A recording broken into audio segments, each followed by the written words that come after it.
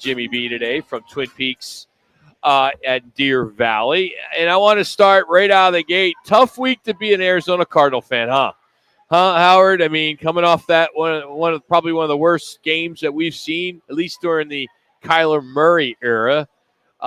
Is there a light at the end of the tunnel? Well, I'm not so sure. I mean, it was obviously a bad game that's happened during his era, but I think that there's a lot of collective amnesia that everyone forgets other bad games in the past. And that was a rough one. I mean, there's no doubt about it. And it certainly ended badly when, after the Cardinals cut it to a 2-score lead in the fourth quarter and at least made it maybe somewhat interesting if the defense could get a stop and get the ball back. And of course they couldn't and gave up 2 touchdowns in the fourth quarter to just make it look really bad. And so, I still believe there's a light at the end of the tunnel. It's interesting. Early in the season, a lot of people were comparing what the Cardinals are doing with what Detroit did a few years ago when Dan Campbell took over as head coach.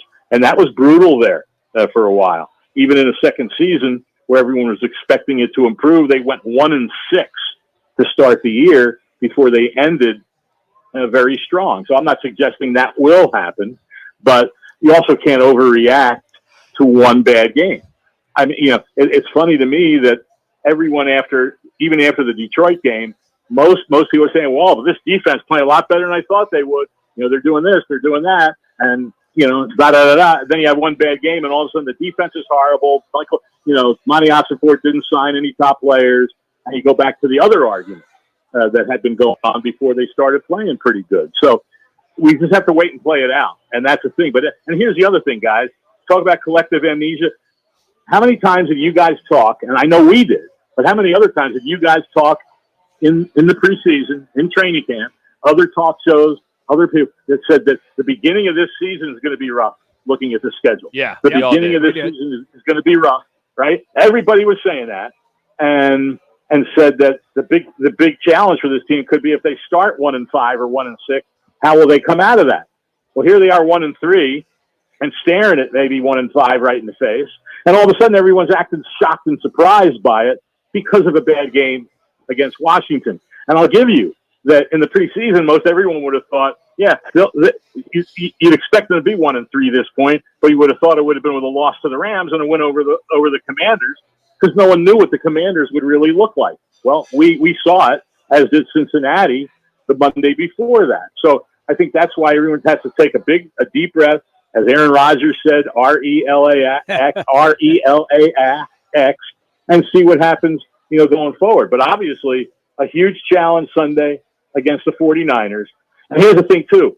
Everyone's saying, the run game is so bad. They signed low-level defensive linemen. Well, let me tell you something.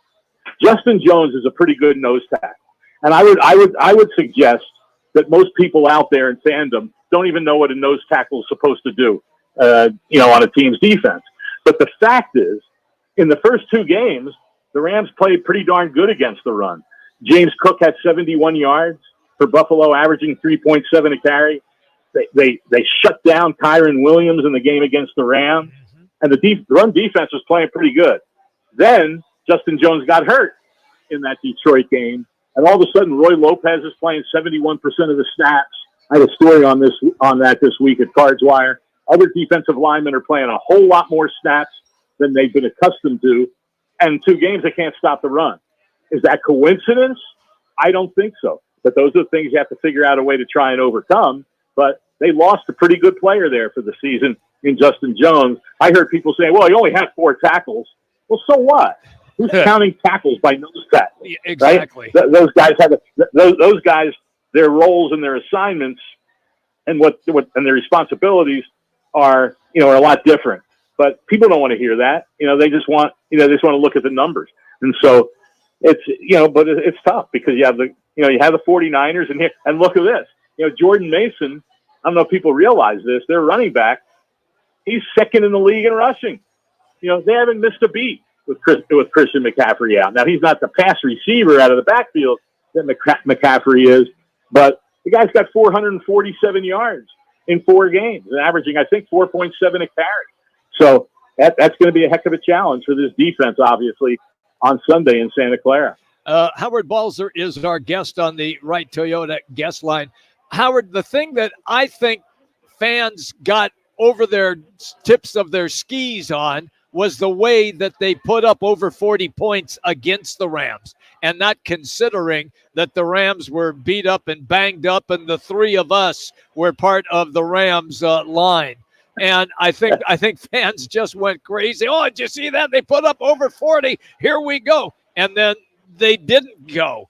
And I think with what Washington did to the Cardinals, not only did they do it to the Cardinals, but they did it on the Cardinals' home field. It might have been fans might have been able to stomach it if it would have happened in D.C., but it didn't. It happened on the home field. No, they're all good points, and I think that's what it speaks to, which happens all the time in the NFL. Let's be honest; we've talked about this before. It's the most overreactive league that there is, and when I talk about that collective amnesia, it's easy to say that stuff before the season and all that. Then you get into the emotions of the season, and everybody just loses their marbles when there's tough things happen. And that, and then especially last week, they go down and score on the first time they have the ball. They've scored a touchdown on the first drive of every game this year, but then they hardly did anything on offense after that and could not convert third downs. In the first 2 weeks, this team was number one in the NFL on third down conversions. At the end, after the first conversion against Detroit, and then for the first four last week, they were unsuccessful on 12 consecutive third down plays.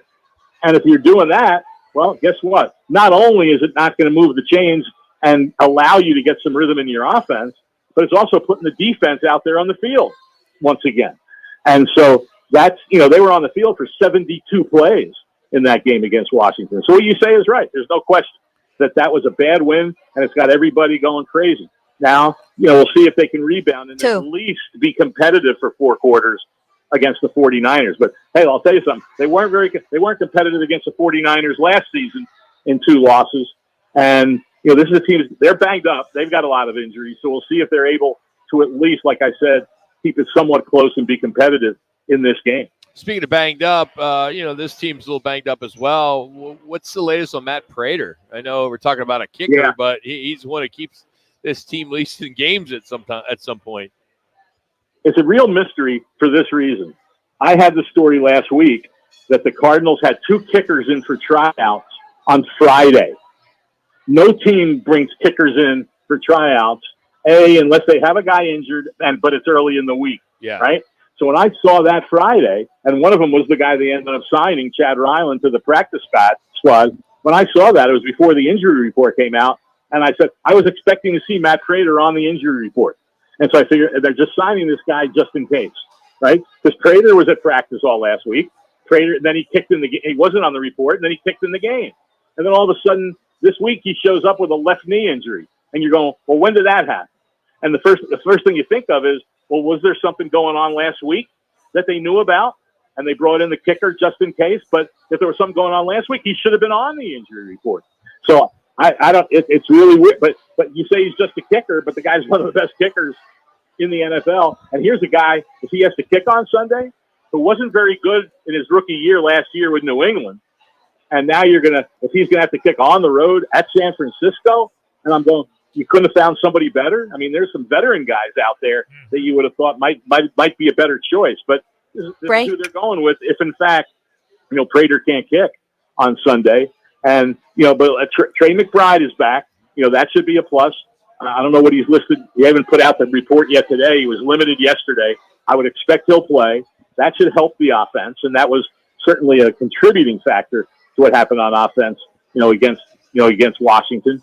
And, again, we'll just see where the growth is. People start playing better. Kelvin Beachum, had some issues there with blocking.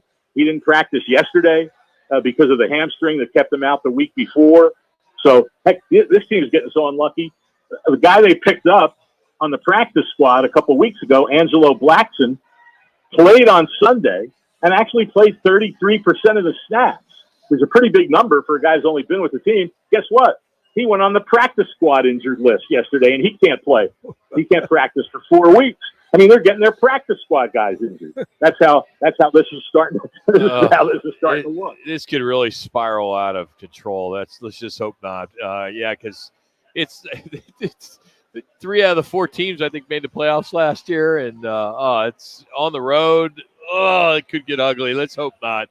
But like you said from the outset, Howard, it's what we all talked about in the offseason, that the first half of the season it was a tough stretch. So people need to just kind of just chill, because this was expected. And I saw, and a lot of the comments were, there's a plan what this team is doing, and now all of a sudden after last week's game, people are going, well, this just proves that Monty Ossenfort's rebuilding program isn't working, right? After 21 games, Process. Right? Come on, let's, again, I'm not trying to sugarcoat this, but the way some people go totally, to DEFCON 1 is a little bit over the top. But you're right. You never know what's going to happen for the rest of the way. That's the way the NFL is. And you just got, no matter what's going on, you have to find ways to win games. And so, we'll see what happens over these next couple of weeks. The Packers are okay, right? I mean, they're a pretty good team, but they're not great, but it is on the road. And then you got the Chargers at home on Monday Night Football. So, we'll see what the next 3 games look like.